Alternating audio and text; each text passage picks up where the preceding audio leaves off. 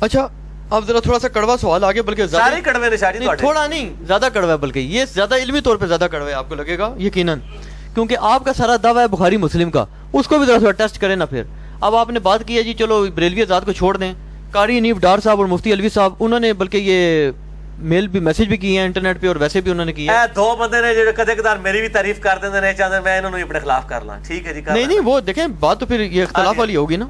انہوں نے کہا جی کہ بخاری مسلم کی کئی ایسی حدیث ہیں جو کہ جتنے گستاخان رسول دنیا میں گزرے ہیں وہ سارے انہی کو کوٹ کری جا رہے ہیں. قاری انیف ڈار صاحب نے کہا جی میں نہیں مانتا ان کو، سندھوں کی چھوڑ دو میں نہیں مانتا. جیسے آپ نے کہا طریف علی، ان کا آپ کیوں دفاع کرتے ہیں؟ مثلا یہ جو شیعہ رافضی بھی کرتے رہتے ہیں کہ وہ حضرت عائشہ السلام اللہ علیہ کا وہ جو غسل والا، اور حضرت اللہ تعالیٰ کی وہ کہتے ہیں جی ایک اس پہ مفتی ساق صاحب بھی غالباً اعتراض کرتے تھے کہ جنوب نہیں بھرے گی تو اللہ پاک اس میں نعوذ باللہ اپنی ٹانگ ڈالے گا.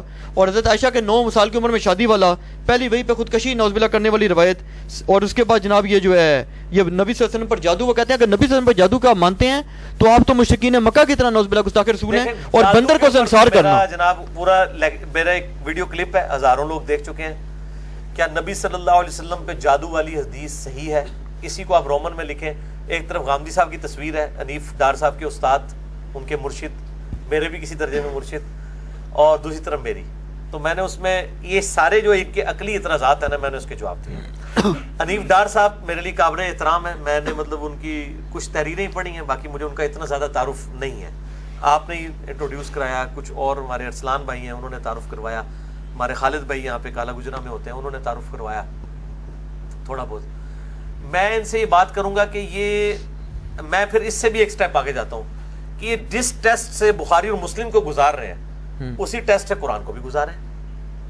قرآن کے بھی جو واقعات عقل کے خلاف ہیں یہ ان کو تختہ مشق بنائے. پھر اگر یہ قرآن کے واقعات کو صرف یہ کہہ کے چھوڑ دیتے ہیں کہ یہ قرآن کے واقعات ہیں، چاہے یہ عقل کے پیرائے پہ پورے نہیں اترتے، تو ہم احادیث کے بارے میں اگر یہی عقیدہ رکھتے ہیں جو تواتر کے ساتھ مین سٹریم کی اہل سنت کی کتابوں میں آئے ہیں تو ہم سے یہ کیوں گلا کرتے ہیں؟ مثال کے طور پر دیوا مثالہ میں بولا نہیں قرآن میں ایسی کون سی گستاخانہ بات ہے؟ نہیں میں آپ کو مثالیں دیتا ہوں نا. عقل کی بات ہو رہی ہے نا، عقل کی بات ہو رہی ہے. اچھا گستاخانہ والے معاملے کو تو بعد میں ہم دیکھیں گے، گستاخی بھی اس میں آ جاتی ہے. پہلے میں آپ کو مثال دیتا ہوں کہ یہ مجھے بتائیں کہ جو قرآن حکیم میں حضرت یحییٰ علیہ السلام کا اولاد ماننے کا واقعہ آیا ہے، اللہ تعالیٰ سے اولاد مانگی ہے انہوں نے، اس میں اللہ تعالیٰ نے فرشتہ بھی ان کے پاس بھیجا ہے. جی بالکل. فرشتے نے آگے ان کو بشارت دی ہے، انہوں نے آگے سے یہ کہا کہ میری اولاد کیسے ہوگی، میری تو بیوی بانج ہے، میں تو خود بوڑھا ہو چکا ہوں. اتنا آرگومنٹ کیا ہے. میرے کو شاید فرشتہ آ جائے نا کہ اللہ نے بھیجا ہے اور میں آج دے دوڑتا بندہ نہ اڑتے آئے کا فرشتہ تو میں تو رسک نہیں لاں گا، میں پہلے لا حول ولا قوت الا باللہ پڑھاں گا کیونکہ سلسلہ نبوت ختم ہو چکے ہیں. پہلے آ جاندے سن لوگوں کو انبیاء تے میں تو دوسری گل ہی نہیں کراں گا بھئی اللہ نے فرشتہ بھیجا. منو کیڑی ٹینشن ہے کہ میں میری بیوی بڈھی ہے یا میں جناب وہ بانج ہے میں بڈھا ہو چکا ہوں. میں کہاں گا جی واہ سبحان اللہ.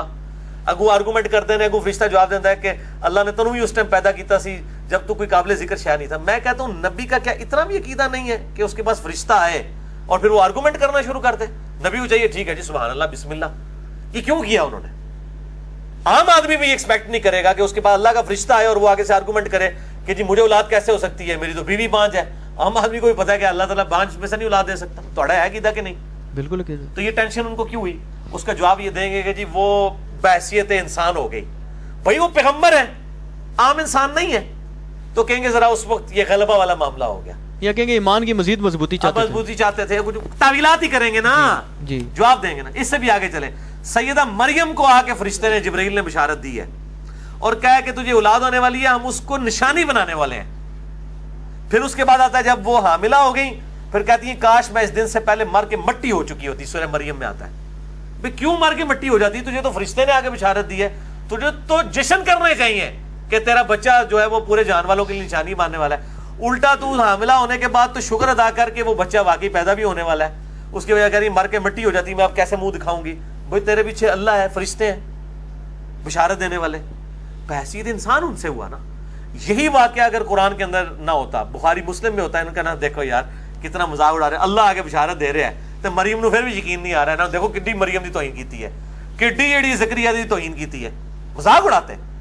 یہ جو حضرت خضر اور موسیٰ کا واقعہ ہے گردن مروڑنے والا، یہ اگر بخاری مسلم میں آتا, میں نے اسی پارٹی کے ایک بندے سے پوچھا, وہ کہتا ہے جی یہ بخاری مسلم میں ہوتا نا ہم اسے اٹھا کے پرے مارتے, اب قرآن میں ہے تو ہمیں مجبوراً ماننا پڑتا ہے, تو تعویل کرنی پڑتی ہے جی, مسئلہ تقدیر ہے, یہ ہر چیز کی تعویل کرتے ہیں. زید ابن حارثہ کی جو بیوی والا مسئلہ ہے, دل تو یہ بھی نہیں مانتا کہ ایک بندے کو بچے نے بچپن سے ایک بندے نے پالا ہو, پھر اس کی بہو کے ساتھ چاہے وہ منہ بولے ہی کیوں نہ خود شادی کر لے, کی ہے نا اللہ کے نبی نے, اور قرآن نے کہا ہم نے یہ رسم توڑی ہے. یہ واقعہ اگر بخاری مسلم میں آیا ہوتا نا, کہتا دیکھو یار اللہ نو رسم توڑنے سے اپنی نبی دی عصمت نو جڑا ہے وہ تختہ مشق بنانا سی, نعوذ باللہ, کوئی اور طریقہ نہیں سی رسم توڑنے دا. دیکھو زید ابن حارثہ چلو منہ بولے ہی سی, لیکن نبی تو اتنی اعلیٰ درجے کی شخصیت ہوتی ہے کہ عرف عام میں بھی وہ چیزیں عیب سمجھی جاتی ہیں, اور نبی اس سے پاک ہوتا ہے. یہ ہو ہی نہیں سکتا کہ زید ابن حارثہ کی جو ہے وہ متعلقہ کے ساتھ اللہ کے نبی نے شادی کی ہو, یہ بالکل فراڈ ہے. قرآن میں آیا, ہم مان رہے ہیں نا. اس قسم کے کئی واقعات ہیں, وہ کووں والا واقعات ہیں. 2 کوے نان سائنٹیفک واقعہ بھی کہتے ہیں جی, وہ 2 کوے لڑے, سورہ المائدہ میں آتا ہے. ایک کوے نے جناب دوسرے کو جب مار دیا, اس کی قبر بنا کے اسے دفنا دیا, قابیل اور حابیل کا واقعہ. تو یہ اگر بخاری مسلم میں ہوتا, پھر دیکھتے ڈار صاحب اور الوی صاحب کیسا مذاق اڑاتے ہیں. انہوں نے کہنا سی لیاؤ کتنے جو کوے ہو مولویو, ایک کیڑی مسیتی چ کوے ہوندے نے. اس طرح انہوں نے مذاق اٹھا کے کالم لکھنے تھے انہوں نے. اب قرآن میں آیا ہوا ہے تو ہم یہ مذاق نہیں اڑاتے ہیں. تو ہم بھی کہتے ہیں کہ ہم احادیث کی تعویل کرتے ہیں. اور میں بار بار بھی کہوں گا حنیف ڈار صاحب کو بھی, غامدی صاحب اور ان کے ساتھیوں کو, کہ اگر ان کی بنیاد کے اوپر کسی مسلمان نے غلط عقیدے بنا لیے ہوئے نا, پھر آپ ضرور مسلمانوں کے اوپر ٹونٹ کریں. جادو والی احادیث کو مان کے کس نے یہ عقیدہ رکھ لیا ہے کہ حضور صلی اللہ علیہ وآلہ وسلم پہ چونکہ جادو ہوا تھا, لہٰذا آپ کی جو تعلیمات ہیں وہ غیر محفوظ ہیں. کیا کسی مسلمان نے عقیدہ بنایا ہے؟ تو پھر آپ کو ٹینشن کس بات کی ہے؟ رہے غیر مسلم, تو غیر مسلم تو قرآن پہ بھی اعتراض کرتے ہیں, تو آپ جواب دیتے ہیں نا, وہ پھر بھی سیٹسفائی نہیں ہوتے. سیدہ عائشہ کی 9 سال عمر ہے, آپ یہ 9 کو 19 کر لیں غامدی صاحب کی طرح, تو کیا یہ غیر مسلم خوش ہو جائیں گے؟ وہ کہیں گے نبی کی تو 52 تھی, 19 نو 3 زبر ضرب دو تو بن جاتے قریب. حنیف ڈار صاحب نے کو رسول دیا نا, وہ کہتے ہیں جی آپ کو شرم نہیں آتی کہ سارے لوگوں کو علماء کو کہنا, انہوں نے کہا آپ کو یا نہیں آتی کہ جو بات آپ اپنی ذات کے لیے پسند نہیں کرتے, آپ اللہ کے رسول پہ نعوذ باللہ وہ تہمت لگاتے ہیں. کیا پسند نہیں کرتے؟ انہوں نے کہا جی اپنی بیٹی کی آپ شادی کر سکتے ہیں 9 سال کے بچی کی. اگر ہم آپ صلی اللہ علیہ وسلم کے دور میں ہوتے ہیں اور آپ صلی اللہ علیہ وآلہ وسلم کو خواب میں میری بچی کا دکھایا جاتا حضرت جبرائیل کے ذریعے کہ یہ بیوی بننے والی ہے, اور اللہ کے نبی مجھ سے رشتہ مانگ لیتے, تو میں ضرور دیتا. کیوں نہ دیتا؟ وہ اللہ کے نبی ہے, کیوں نہ دیتا رشتہ؟ تو وہ کہتے ہیں آج کے جو شیخ الحدیث ہیں ان کو کیوں نہیں دیتے؟ سرکار آج کل تو چھوڑ دیں, حنیف ڈار صاحب سے کہیں کہ آپ اپنے ابو سے پوچھیں کہ ان کی کتنی عمر میں شادی ہوئی تھی اور آپ کی کتنی عمر میں ہوئی, اور آپ نے اپنے بچے کی کتنی عمر میں کرنی ہے. اسی میں 8-8 10-10 سال کا فرق نکل آئے گا. ٹرینڈ چینج ہو رہا ہے. آپ ذرا اپنے دادوں کو دیکھیں نا, ان کی 18-18 17-17 سال کی عمر میں شادیاں ہوئی ہوئی ہیں. یہاں 27-28 سال کی عمر میں 30 سال کی عمر میں شادیاں شروع ہوتی ہیں مردوں کی, بچیوں کی تو چھوڑ دیں. ٹھیک ہے, تو ٹرینڈ تھا اس زمانے کے اندر, ٹرینڈ تھا, اس میں کون سا مسئلہ ہے؟ نہیں, اگر حضرت عائشہ سلام اللہ علیہ کی عمر مبارک جو ہے وہ 19-20 سال ہو جائے تو کوئی مان لے, آپ کو اس میں کیا اعتراض ہے؟ ہمیں کوئی اعتراض نہیں ہے کہ بخاری مسلم کی آپ اندھے مقلد ہوئے ہیں. کہتے ہیں جی آپ مان لیں, اس سے آپ غیر مسلم کو اگر خوش کر سکتے ہیں نا تو آپ خوش کر کے بتا دیں. وہ نہیں خوش ہوں گے, وہ کہیں گے 19 کی 52 کے ساتھ پھر بھی ایکویشن نہیں بنتی. حنیف ڈار صاحب کو کہیں 19 میں 30 سال جمع کریں خود سے, پلیز اس کے اندر وہ ایک فیکٹر آف سیفٹی لگا دیں. ہماری انجینئرنگ میں ہوتا ہے فیکٹر آف سیفٹی, ٹھیک ہے, تو اس میں 30 جمع کریں, 49 بنائیں تھوڑی محنت کر کے کسی طریقے سے. 49 کی 52 سال سے ہو جائے نا پھر ٹھیک ہو جائے گا. 19 سے غیر مسلم نے کوئی نہیں, تو کیا لاب لینا ہے کر کے 19 ایک ایشو ایڈریس ہوئے گا نا, دوسرا ایشو تو پھر اپنی جگہ. اچھا, ایک بات مجھے یاد آ گئی نا, اسی سے سوال بھی چلو کہہ لیں. مفتی اسحاق صاحب سے ایک دفعہ میری بات ہوئی تھی اسی مسئلے میں. انہوں نے کہا جی جس خبیث نے وہ کتاب لکھی تھی نا, جس کو غازی علم دین شہید رحمۃ اللہ نے قتل کیا تھا خبیث کو, وہ کتاب تو خیر اس نے نہیں لکھی تھی, اس نے کتاب چھاپی تھی. وہ کہتے تھے جی اس کا مقدمہ جب پیش ہوا ہے تو وہاں پر وہ آگے غالباً سکھ جج بیٹھا تھا, اس نے یہی مقدمہ بنایا جو ان کا جو آگے وکیل تھا ان کا خبیثوں کا ہندو تھا یا سکھ تھا. اس نے کہا جی ان کی کتاب کھولو بخاری مسلم, ایک بات اگر اس کے علاوہ اس نے خبیث نے لکھی ہے تو جناب اس کو پھانسی کی سزا جو ہے دے دو. وہ کہتے ہیں جناب وہاں پہ مسلمانوں کے وکیل بھی شرمندہ ہو گئے, انہوں نے کہا یار کچھ باتیں ساری. اب آپ نہیں, اس میں ایک آپ کو بھی پکی ہے, آپ کہتے ہیں جی یہ مشاجات صحابہ لکھی ہیں, میں چلو کٹھی کر دی. علماء یہ کہتے ہیں نا, ہم بھی ان کا مذاق کرتے ہیں, آپ بھی کرتے ہیں, کہتے ہیں جی لکھی ہیں تو کٹھی کر دی, تو میں نے کیا جرم کیا؟ آپ یہ ساری اگر یہ ساری اکٹھی کر کے آپ چھاپنے کی جرت رکھتے ہیں کیا چیز, یہ جتنی 12 15 16 20 روایات جو کری کیوں نہیں اس پہ آپ ایک ریسرچ پیپر لکھنے پہ تیار ہیں؟ بالکل تیار ہیں. آپ ایشو لے کے ہیں کہ ابھی اگر ایشو مسلمانوں میں اٹھا ہے نا, اس کے اوپر مسلمانوں میں کوئی اختلاف اٹھا ہوا ہے, کہ آدھے مسلمان یہ کہتے ہیں آدھے یہ کہتے ہیں. میں ضرور اس کے اوپر بات کروں گا, میں ابھی بھی کر رہا ہوں, آپ کر رہے ہیں, میں نے آپ کو خاموش تو نہیں کروایا, میں نے یہ تو نہیں کہا کہ آپ سیدہ عائشہ پہ بات نہ کریں, ہم بات کرنے کے لیے تیار ہیں.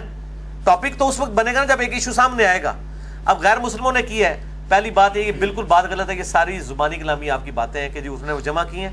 جمع ضرور کرتے ہیں, جمع تو قرآن کی آیات بھی وہ کرتے ہیں. نہیں, یہ مجھے مفتی صاحب نے بتایا کہ جو یہ سلمان رشدی نے سٹینک ورسز والی کتاب لکھی ہے اس نے تو قرآن کی آیات بھی کوٹ کی ہیں. ٹھیک ہے جی, احادیث میں قرآن کی آیات کے شان نزول والے واقعات بھی کوٹ کی ہیں. کیا وہ اصول محدثین پہ ثابت بھی ہیں کہ نہیں؟ بخاری مسلم سے کوئی واقعہ نکل کر کے ایک بندہ اپنی مرضی سے رزلٹ نکال رہا ہے جو اس میں سے نہیں نکل رہا. ایک تو ہے جو اس میں سے رزلٹ نکل رہا ہے وہ الگ بات ہے.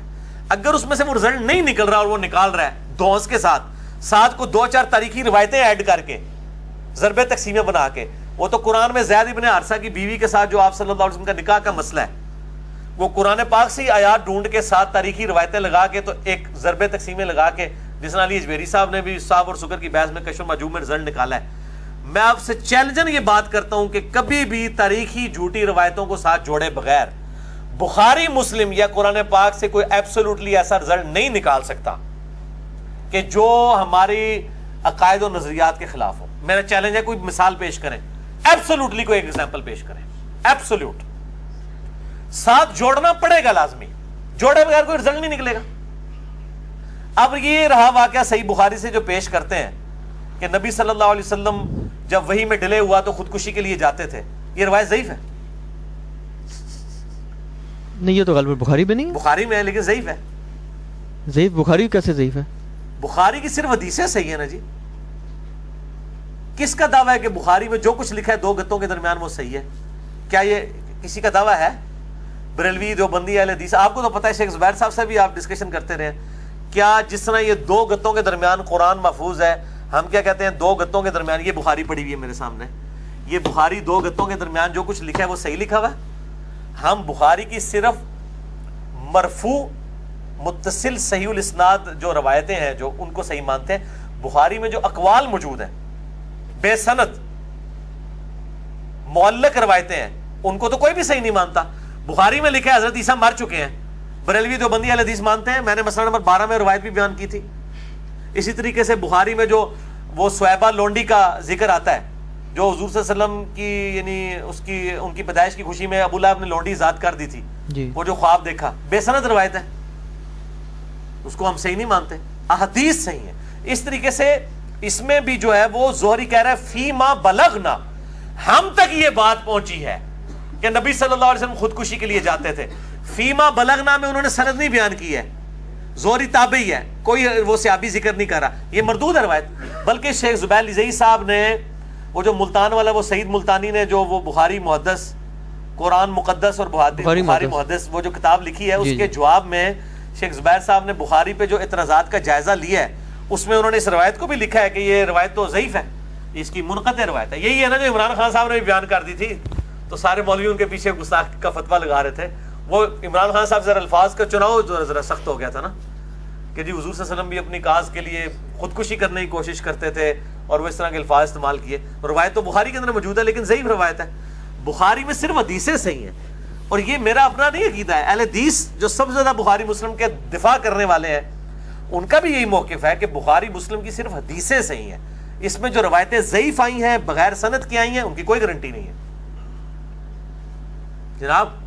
اولا دی کتاب ہی ہے. ٹھیک ہے, یہ اس میں ان کا بھی اعتراض ہو گیا جو کہتے ہیں آپ قرآن کو بخاری کو قرآن کی طرح محفوظ مانتے ہیں. نہیں مانتے بھائی, کب کہا ہم نے؟